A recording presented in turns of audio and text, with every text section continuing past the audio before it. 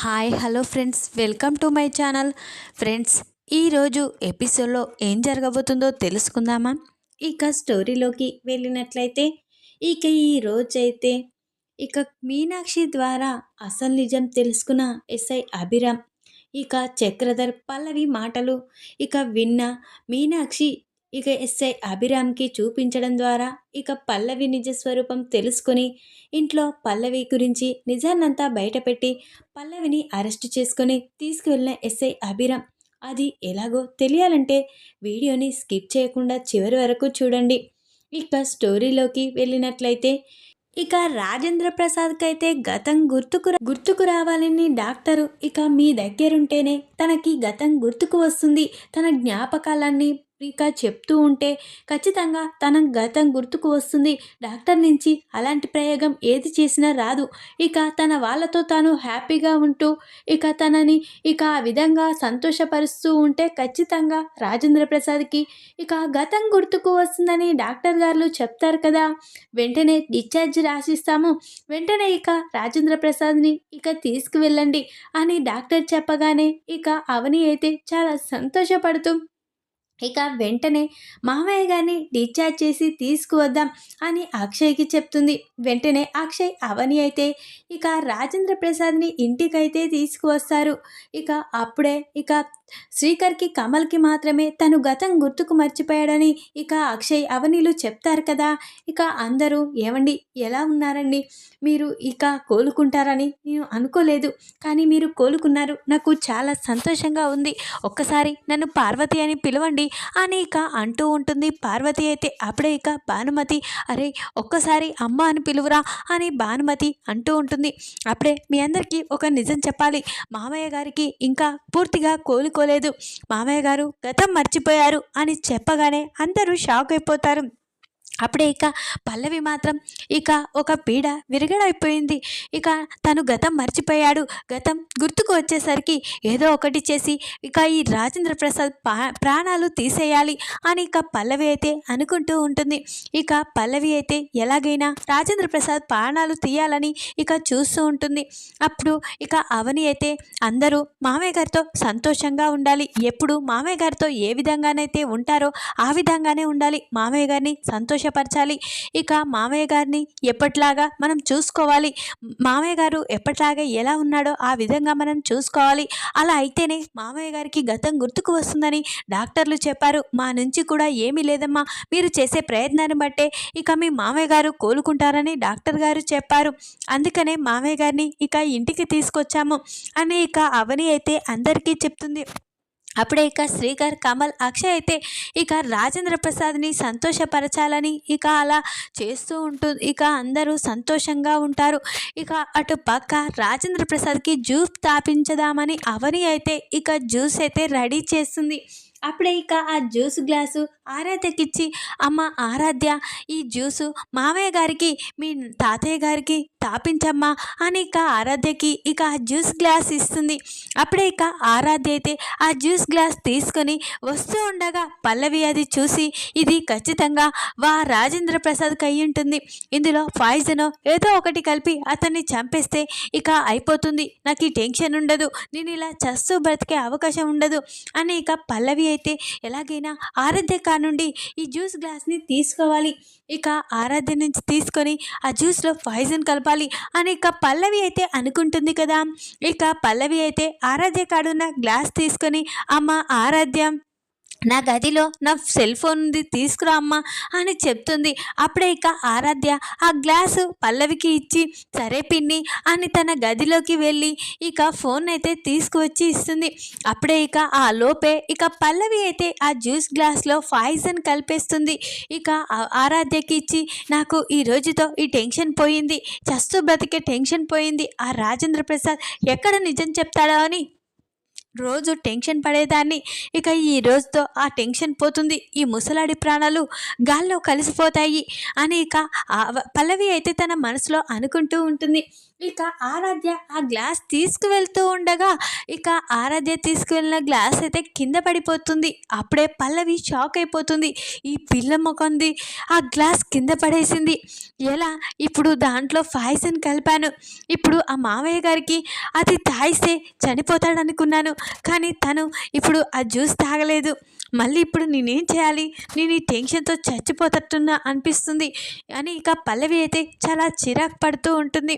ఎలాగైనా ఈ రాజేంద్ర ప్రసాద్ని చంపేయాలి, లేకపోతే నా గుట్టు బయట పెడతాడు. నేనే అతన్ని చంపాలని చూసిందని ఇక నా గురించి అంతా బయట పెడతాడు. లేదు, నేను ఇలా బయట పెట్టక ముందుకే ఈ రాజేంద్ర ప్రసాద్ని ఏదో ఒకటి చేయాలి అని ఇక పల్లవి అయితే అనుకుంటూ ఉంటుంది. అప్పుడే ఇక పల్లవి అయితే నాన్నతో ఫోన్ మాట్లాడాలి, నాన్న చెప్పిన ప్లాన్లన్నీ ఫెయిల్ అయిపోతున్నాయి అని ఇక పల్లవి అయితే వెంటనే వాళ్ళ నాన్నగారికి ఫోన్ చేస్తుంది.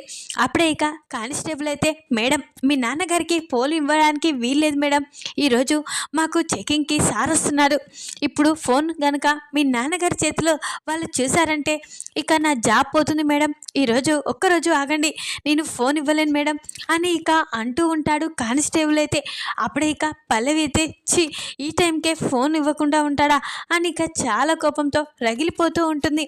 ఎలాగైనా నాన్నగారిని కలవాలి, నాన్నతో విషయం చెప్పాలి, నాకు టెన్షన్గా ఉంది, అసలు నేనేం చేయాలో అర్థం కావడం లేదు, నాన్నని తొందరగా బయటికి తీసుకురావాలి అని ఇక పల్లవి అయితే అనుకుంటూ ఉంటుంది. అప్పుడే ఇక పల్లవి అయితే వెంటనే నేరుగా నాన్నని కలిస్తే అయిపోతుంది కదా అని ఇక పల్లవి అయితే అనుకుంటూ ఉంటుంది. ఇక ఎలాగైనా నాన్నను కలిసి ఈ రాజేంద్ర ప్రసాద్ని ఎలా లేపేయాలో కనుక్కోవాలి, తొందరగా అతన్ని కూడా బయటికి వచ్చేలా చేసుకోవాలి, నాన్న సహాయం లేకపోతే నాకు ఈ పని పూర్తి చేయలేనేమో అనిపిస్తుంది. ఇక ఆ రాజేంద్ర ప్రసాద్కి గతం గుర్తుకు రావాలని వీళ్ళు చేసే ప్రయత్నాలన్నీ చాలా మొరటుగా ఉన్నాయి, ఖచ్చితంగా ఆ ప్రయత్నాలు నెరవేరుతాయని టెన్షన్గా ఉంది అని ఇక పల్లవి అయితే అనుకుంటూ ఉంటుంది. ముందుగా పల్లవి అయితే ఇక రాజేంద్ర ప్రసాద్ వైపే చూస్తూ ఉంటుంది. ఇక రాజేంద్ర ప్రసాద్ కూడా పల్లవి వైపే చూస్తూ ఉండగా ఇదేంటి ఈ ముసలానికి గతం గుర్తుకొచ్చిందా అని టెన్షన్ పడుతూ ఉంటుంది. అప్పుడే ఇక అక్షయ్, శ్రీకర్, కమల్ అయితే నాన్న నీకు ఇష్టమైన వాకింగ్కి వెళ్ళే చోటుకి తీసుకువెళ్దాం పద నాన్నని అని ఇక అక్షయ్, శ్రీకర్, కమల్ అయితే రాజేంద్ర ప్రసాద్ని ఉదయాన్నే రాజేంద్ర ప్రసాద్ వెళ్ళే వాకింగ్ చేయడానికి అక్కడికైతే తీసుకువెళ్తారు.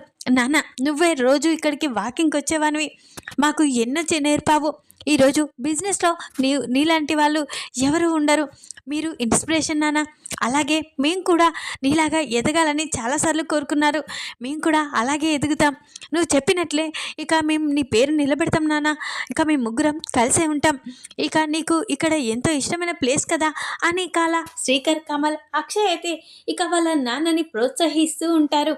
అది చూసిన పల్లవి అయితే ఇదేంటి వీళ్ళు ఖచ్చితంగా గతాన్ని గుర్తుకొచ్చేలా చేస్తారనిపిస్తుంది, ఇక గతం గుర్తుకు వస్తుందేమో అనిపిస్తుంది, నాకు టెన్షన్గా ఉంది, ఈ ముసలాడికి గతం గుర్తుకు రావద్దు, గతం గుర్తుకు వస్తే నా గురించి బయట పెడతాడు, ఇంట్లో అందరేమో కానీ కమల్ అయితే నన్ను ముందుగా చంపేస్తాడు, లేదు ఈ ముసలాన్ని తొందరగా లేపేయాలి, ఇది తలుచుకుంటేనే నాకు టెన్షన్గా ఉంది అని ఇక పల్లవి అయితే అవును ఒకసారి నాన్నను కలిసి వస్తే బాగుంటుంది కదా అని ఇక పల్లవి అయితే అనుకుంటూ వెంటనే నాన్నగారికి వెళ్ళాలి అని ఇక పల్లవి అయితే వెంటనే వాళ్ళ నాన్నను కలవడానికని పోలీస్ స్టేషన్కి వెళ్తుంది.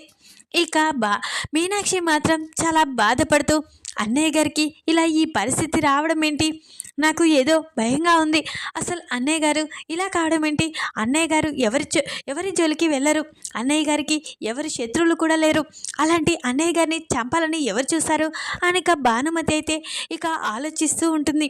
అప్పుడే ఇక భానుమతి అయితే కొంపదీసి ఆ చక్రధర్ ప్లాన్ ఏంటి అని ఇక అనుకుంటూ వెంటనే ఇక వాడిని కలవాలి, ఆ అన్నయ్య గారికి ఈ పరిస్థితి రావడానికి ఇక ఆయన కుట్ల ఏదైనా కారణమా అని తెలుసుకోవాలి అని ఇక మీనాక్షి అయితే అనుకుంటూ ఉంటుంది. ఖచ్చితంగా ఆ చక్రధర్ ఎవరినైనా ఏమైనా చేయగలడు, నిజంగానే ఆయనే వెనుక ఇక అన్నయ్య గారికి ఇలా కావడానికి వెనుక ఇక ఆ చక్రధర్ హస్తం ఉందా ఏంటి, అవును ఆ రోజు అవని ఇక ఇంటికి తీసుకువచ్చి మళ్ళీ తిరిగి 2 గంటల పర్మిషన్తో మళ్ళా పోలీస్ స్టేషన్కి అప్పగించింది, ఇక ఆ విధంగా కుటుంబాన్ని నాశనం చేశానని ఇక చెప్పి వెళ్ళాడు. అంటే ఈ చక్రధర్ కూడా ఏదైనా చేశాడా అని ఇక మీనాక్షి అయితే డౌట్ వస్తూ ఉంటుంది. వెంటనే మీనాక్షి అయితే ఆ చక్రధర్ని కలవాలి. అసలు ఈ చక్రధర్కి అన్నయ్య గారికి ఇలా కావడానికి కారణం ఇక ఏదైనా ఉందో తెలుసుకోవాలి అని ఇక మీనాక్షి అయితే వెంటనే ఇక పోలీస్ స్టేషన్కి బయలుదేరుతుంది. అప్పుడే ఇక పోలీస్ స్టేషన్కి వెళ్తూ ఉండగా అప్పుడే పల్లవి వాళ్ళ నాన్నతో మాట్లాడుతూ ఉంటుంది. అదే చూసిన మీనాక్షి ఒక్కసారి షాక్ అయిపోతుంది. అంటే పల్లవి కూడా వాళ్ళ నాన్న దగ్గరే ఉంది. అవును, పల్లవి ఎందుకు వాళ్ళ నాన్న దగ్గరికి వచ్చింది తెలుసుకోవాలి అని ఇక మీనాక్షి అయితే చాటుగా కిటి దగ్గరే ఉండి ఇక చూస్తూ ఉంటుంది. అప్పుడే ఇక పల్లవి, డాడ్ అసలు నాకు టెన్షన్గా ఉంది డాడ్, నాకు ఏం జరుగుతుందో అని భయంగా ఉంది, ఇంట్లో నిజం ఎక్కడ బయటపడుతుందో అని టెన్షన్గా ఉంది డాడ్ అని ఇక పల్లవి ఇక ఆ రాజేంద్ర ప్రసాద్ని ఇంటికి తీసుకువచ్చి పెట్టారు. టైం గార్డ్ తనకి గతం మర్చిపోయాడు, లేకపోతే నా గురించి బయట పెట్టేవాడు, ఈరోజు నేను చనిపోయేదాన్ని ఆ కమల్ చేతిలో అని ఇక పల్లవి అంటూ ఉంటుంది. అప్పుడే మీనాక్షి షాక్ అయిపోతుంది. ఇదేంటి పల్లవి వాళ్ళ నాన్నతో ఇదేంటి ఇంత టెన్షన్గా మాట్లాడుతుంది, అంటే పల్లవి తన గురించి తెలిసిపోతుందని టెన్షన్గా పడుతుందేంటి, అసలు పల్లవి ఏం చేసింది అని ఇక మీనాక్షి అయితే అలా చూస్తూ ఉంటుంది. డాడీ ఈ రాజేంద్ర ప్రసాద్ గతం ఎక్కడ గుర్తుకు వస్తుందో అని భయంగా ఉంది డాడీ, నేను ఆ ఇంట్లో చస్తూ బ్రతుకుతున్నాను, అన్ని ప్లాన్లు చేశాను, ఆ హాస్పిటల్లో తనని చంపాలని చూశాను, అక్కడ వర్కౌట్ కాలేదు, అవని వచ్చి వాడిని కాపాడింది, మళ్ళీ ఇంటికి తీసుకొచ్చాక తనకి గతం గుర్తుకు రాకముందుకే ఇక వాడిని లేపేద్దామనుకున్నాను, కానీ ఈరోజు కూడా ఆరాధ్య తీసుకువెళ్ళే జ్యూస్లో పాయిజన్ కలిపాను, కొద్దిసేపు అయితే తన ప్రాణాలు అనంత లోకాలకి వెళ్ళేవి, కానీ ఆ గ్లాస్ కింద పడేసింది ఆ ఆరాధ్య, ఇక ఆ జ్యూస్ తాగలేదు డాడ్,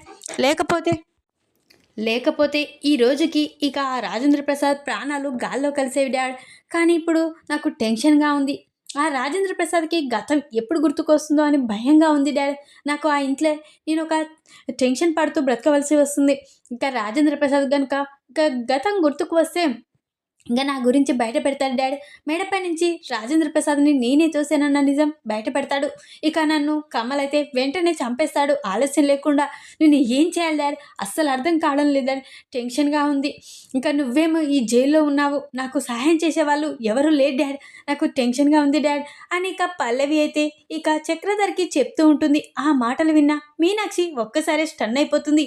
ఏంటి పల్లవి అన్నయ్య గారిని మేడపై నుంచి తోసేసిందా, పల్లవి అన్నయ్య గారిని చంపాలని చూసిందా, పల్లవి అయినా ఎందుకు అన్నయ్య గారిని చంపాలని చూస్తుంది, అయినా పల్లవికి ఏం అవసరం అని ఇక అనుకుంటూ ఉంటుంది. ఇక మీనాక్షి అయితే అప్పుడే ఇక పల్లవి ఆ రాజేంద్ర ప్రసాద్ని నేను చంపేయకపోదును డాడ్, కానీ ఇక మీనాక్షి అవనిల గురించి ఎక్కడ నిజం బయట పెడుతుందో అని టెన్షన్తో మనం పరువు తీయాలని చూసిన ఆ చక్రధర్ రాజేంద్ర ప్రసాద్ని చంపాలని చూసింది, అందుకే డాడ్ నాకు చాలా టెన్షన్గా ఉంది, అసలు నాకు భయంగా ఉంది డాడ్ అని ఇక పల్లవి ఇక చక్రధర్తో మాట్లాడుతూ ఉంటుంది. అది విన్న మీనాక్షి, అంటే నా గురించి అవని గురించి నిజం తెలిసిపోయిందా పల్లవికి, తన తండ్రి నా భర్త అని అవని తండ్రి అన్న నిజం తెలిసిపోయింది, అన్నయ్య గారికి కూడా ఈ నిజం తెలిసిపోయింది కాబట్టే ఈ నిజాన్ని ఆ పార్టీలో తెలియజేయాలనుకున్నాడా, అందుకే పల్లవి అన్నయ్య గారిని చంపాలని చూసిందా, ఇప్పటికైనా అన్నయ్య గారు నిజం ఎక్కడ బయట పెడతారో అని అన్నయ్య గారిని ఇప్పుడు కూడా చంపాలని చూస్తుంది, అంటే ఈ పల్లవి తన తండ్రి కంటే ఎక్కువనే ఇక తన గురించి నిజాన్ని పోలీసులకి బయట పెట్టాలి అని ఇక మీనాక్షి అయితే అనుకుంటూ ఉంటుంది. వెంటనే ఈ పల్లవి నిజ స్వరూపం ఎస్ఐ అభిరామ్ గారికి తెలియజేయాలి, ఎస్ఐ అభిరామ్ ఇక చెప్పినట్లుగా అవని నాకు చెప్పింది కదా, ఇక మేడపై నుంచి ఎవరో అమ్మాయి తోసేసిందని, ఖచ్చితంగా మీ వాళ్ళయ్యే ఉంటారు అని చెప్పారని చెప్పింది అవని, అంటే ఖచ్చితంగా ఈ పల్లవి చేసిందన్న నిజం ఎస్ఐ అభిరామ్కి చెప్పాలి, ఇక వెంటనే ఆ పల్లవిని అరెస్ట్ చేయించాలి, పల్లవి లాంటి వాళ్ళు ఆ ఇంట్లో ఉంటే ఖచ్చితంగా ఆ ఇల్లు నాశనాన్ని కోరుకుంటారు, ఇప్పుడు అన్నయ్యని చంపాలని చూసిన ఈ పల్లవి అవనిని ఇక అందరినీ చంపాలని చూస్తుంది, లేదు అలా జరగకూడదు, వెంటనే నేను ఈ విషయాన్ని ఇక ఎస్ఐ అభిరామ్ గారికి చెప్పాలి అని ఇక మీనాక్షి అయితే వెంటనే ఇక పోలీస్ స్టేషన్కి అక్కడి నుంచి అంటే పోలీస్ స్టేషన్కి వస్తుంది. అప్పుడే ఎస్ఐ అభిరామ్ అయితే చెప్పండమ్మా ఏం కావాలి అని అంటూ ఉంటాడు. బాబు నేను అవని తండ్రిని అని చెప్పగానే చెప్పండమ్మా ఇలా వచ్చారేంటి అని అనగానే మీకొక నిజం చెప్పడానికే వచ్చాను సార్ అని అంటూ ఉంటుంది. ఏంటా నిజం అని అనగానే, మీరు రాజేంద్ర ప్రసాద్ గారి ఇక పైనుంచి మేడపై నుంచి తోసేసింది ఎవరని ఎంక్వైరీ చేస్తూ ఉన్నారు కదా! వాళ్ళు ఎవరనేది నాకు తెలిసింది సార్ అని చెప్పగానే, ఎవరమ్మా చెప్పు అని ఇక ఎస్ఐ అభిరామ్ అంటూ ఉంటాడు. ఇక ఎవరో కాదు ఆ ఇంట్లో మనిషే ఇక తనని చంపాలని చూసింది. ఇప్పుడే ఆ నిజం నాకు తెలిసింది అని చెప్పగానే ఎస్ఐ అభిరామ్ షాక్ అయిపోతాడు. ఏంటమ్మా నువ్వనేది అని అనగానే, అవును నేను చెప్పేది నిజం. ఆ ఇంట్లో మనిషి పల్లవి తెలుసు కదా! ఆ ఇంటి చిన్న కోడలు. ఇంకా ఆ చిన్న కోడలే ఆళ్ళ మామయ్య గారిని మేడపై నుంచి తోసేసింది అని చెప్పగానే ఎస్ఐ అభిరామ్ ఒక్కసారే షాక్ అయిపోతాడు. ఏంటమ్మా నువ్వు మాట్లాడేది? ఇక ఆళ్ళింటి చిన్న కోడలు ఇక కమల్ భార్యే కదా! ఆ పల్లవి తనని చంపాలని చూడడమేంటి అని అనగానే, అవును సార్ తను చంపాలని చూసింది. తన మాటల ద్వారానే మీరే వినండి. ఈ ఫోన్‌లో వీడియో తీశాను కావాలంటే చూడండి అని ఇక మీనాక్షి అయితే తన ఫోన్‌లో ఉన్న వీడియోని ఇక ఎస్ఐ అభిరామ్‌కైతే చూపిస్తుంది. అప్పుడే ఎస్ఐ అభిరామ్ ఆ వీడియో చూసి ఒక్కసారి స్టన్ అయిపోతాడు. ఏంటి పల్లవే ఇక రాజేంద్ర ప్రసాద్ గారిని మేడపై నుంచి తోసేసిందా? ఇప్పుడు కూడా జ్యూస్‌లో పాయిజన్ కలిపి తనని చంపాలని చూసిందా? అంటే ఈ పల్లవి ఆ ఇంట్లోనే ఉంటే ఖచ్చితంగా రాజేంద్ర ప్రసాద్ గారికి ప్రాణహాని ఉంది. ఈ పల్లవి నిజ స్వరూపాన్ని వెంటనే ఆ ఇంట్లో తెలియజేసి తనని అరెస్ట్ చేసి తీసుకువెళ్ళవలసిందే అని ఇక వెంటనే ఎస్ఐ అభిరామ్ అయితే ఇక ఆ ఇంటికైతే వస్తాడు రాజేంద్ర ప్రసాద్ ఇంటికి. అప్పుడే ఇక రాజేంద్ర ప్రసాద్ ఇంటికి రాగానే అవని చూసి, చెప్పండి సార్ ఇలా వచ్చారు అని అంటూ ఉంటుంది. మీకొక నిజం చెప్పడానికే ఇక్కడికొచ్చాను అని అనగానే, ఏంటా నిజం? ఏంట్రా చెప్పు అని అక్షయ్ అంటూ ఉంటాడు. చెప్పడానికే వచ్చానురా. ఇక మీ నాన్నని ఫామ్ హౌస్‌లో టెర్రస్ పై నుంచి తోసేసింది ఎవరో కాదు అని చెప్పగానే ఒక్కసారి షాక్ అయిపోతాడు. ఎవర్రా అని అంటూ ఉంటారు. అప్పుడే కమల్ అయితే ఎవరు చెప్పు వెంటనే దాన్ని చంపేస్తాను. ఎవరు వాళ్ళు? అని ఇక కమల్ అయితే అరుస్తూ ఉంటాడు. అప్పుడే ఇక ఎస్ఐ అభిరామ్ అయితే ఎవరో కాదు నీ భార్య పల్లవి అని చెప్పగానే కమల్ ఒక్కసారి షాక్ అయిపోతాడు. ఏంటి సార్ మీరు మాట్లాడేది? నా భార్య మా నాన్నని చంపాలని చూడడం ఏంటి అని అనగానే, అవును నీ భార్యే మీ నాన్నని చంపాలని చూసింది.